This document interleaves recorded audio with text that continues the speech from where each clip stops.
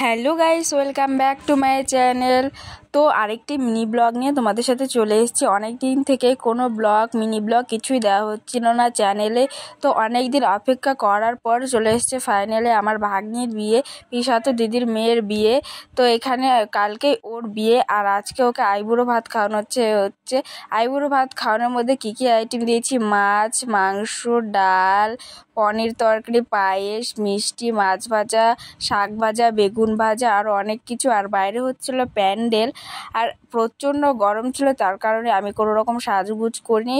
দিদির জামাইবাবু আর ভাগ্নি একটু সাজুগুজ করছিল, আর কেউ সাজুগুজু করেনি। তারপরে হচ্ছে আশীর্বাদ, এটা হচ্ছে আমার জামাইবাবু। তা এখন আশীর্বাদ করছে জামাইবাবু, আর এটা হচ্ছে আমার দিদি। এখন দিদি আশীর্বাদ করছে। আর একটা কথা তোমাদেরকে বলে দিচ্ছি, এই ব্লগটা এই পর্যন্ত।